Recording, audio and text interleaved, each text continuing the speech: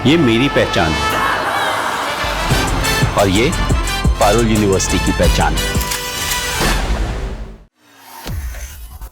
भारत से अच्छे रिश्ते, युद्ध के बीच ईरान का बड़ा बयान सामने आया है। तो आपको जानकारी दे दें कि इजराइल, ईरान और अमेरिका में चल रहे युद्ध के बीच जहां अमेरिका के राष्ट्रपति डोनाल्ड ट्रंप ने सीज फायर का ऐलान किया, हालांकि सीज फायर के ऐलान के बावजूद भी तेहरान पर लगातार हमले होते रहे और पाकिस्तान ने युद्ध विराम को लेकर चर्चा की बात भी कही और पाकिस्तान में जो है लगातार इस पर बातचीत भी हुई। हालांकि ये बातचीत विफल रही, लेकिन इस बीच बड़ी खबर जो सामने आई वो ये है कि ईरान के राजदूत यानी कि डॉक्टर मोहम्मद फतहाली ने भारत के प्रति गहरी कृतज्ञता व्यक्त की है।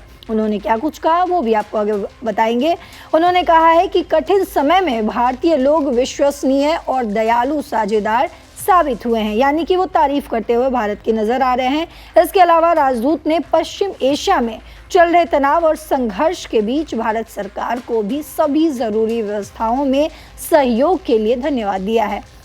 साथ ही आपको ये भी बता दें कि राजदूत ने स्पष्ट किया है कि ईरान कूटनीति के रास्ते पर आगे बढ़ने को तैयार है, लेकिन अपने रक्षकों के संघर्ष को जारी रखेगा। उन्होंने कहा है कि ईरान ने मित्र देशों जैसे कि भारत के जहाज़ों को हॉर्मुज से गुजरने की अनुमति दी है। डॉक्टर मोहम्मद फतहाली ने दिल्ली में कहा है कि मैं सभी भारतीय लोगों का आभार व्यक्त करना चाहता हूं और इतना ही नहीं, वो आगे कहते हैं कि मेरा विश्वास है कि उन्होंने कठिन समय में यानी कि मुश्किल वक्त में सच्चे रूप से विश्वसनीय और दयालु साझेदार होने का प्रदर्शन किया है। मैं भारत सरकार को भी धन्यवाद देना चाहता हूं जिसने इस मुश्किल समय में सभी आवश्यक व्यवस्थाएं करने में सहयोग किया। और इतना ही नहीं, राजदूत ने भारत और ईरान के बीच ऐतिहासिक संबंधों पर जोर देते हुए कहा कि दोनों देशों के बीच साझा हित है और भारत एक विश्वसनीय मित्र है। समुद्री नाकेबंदी और स्ट्रेट ऑफ हॉर्मुज के मुद्दे पर बोलते हुए डॉक्टर फतहाली ने कहा है कि हमारे लिए कूटनीति हमारे ईरानी रक्षकों के संघर्ष का ही एक विस्तार है। हम अमेरिका द्वारा की गई प्रतिबद्धताओं के उल्लंघन और उसके दुष्ट इरादों को नहीं भूले हैं और ना कभी भूलेंगे। हमारे पास अमेरिका के साथ कई अनुभव हैं। उन्होंने युद्ध का जिक्र करते हुए ये भी कहा है कि आपने सुना और देखा होगा कि ईरान बातचीत की प्रक्रिया में था, लेकिन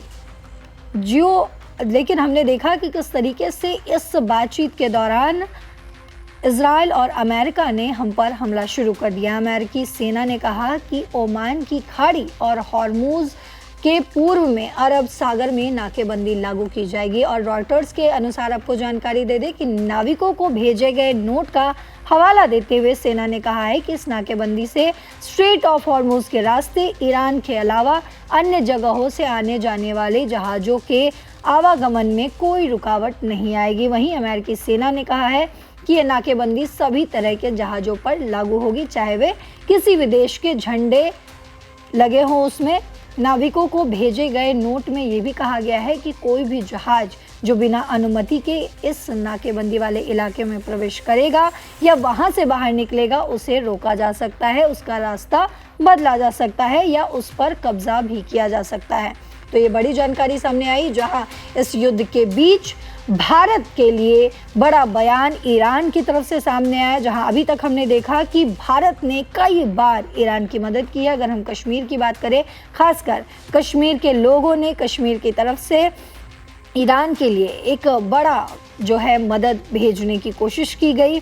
बच्चों ने अपनी गुल्लकें तोड़ी, महिलाओं ने अपने जेवर गहने घर के बर्तनों को देने की जो है अपनी इच्छा जताई और उस वक्त ईरान की मदद के लिए सामने आए। लेकिन इस बीच अब बड़ी खबर जो सामने आई है ईरान की तरफ से, ईरान ने एक बार फिर से भारत की तारीफ की है। लेकिन इसी बीच ये भी जानकारी सामने आई है कि अब स्ट्रेट ऑफ हॉर्मुज पर ईरान के अलावा डोनाल्ड ट्रंप भी कब्जा करने की बात कर रहे हैं और अमेरिकी सैनिक की तरफ से कहा गया है कि अगर इस रास्ते से कोई भी देश गुजरेगा, चाहे वो कोई भी देश हो, उस पर किसी का भी झंडा लगा रहेगा तो उस पर हम कब्जा कर लेंगे या फिर आक्रमण कर देंगे। तो ये बड़ी जानकारी आपसे इस युद्ध को लेकर साझा कर रहे थे।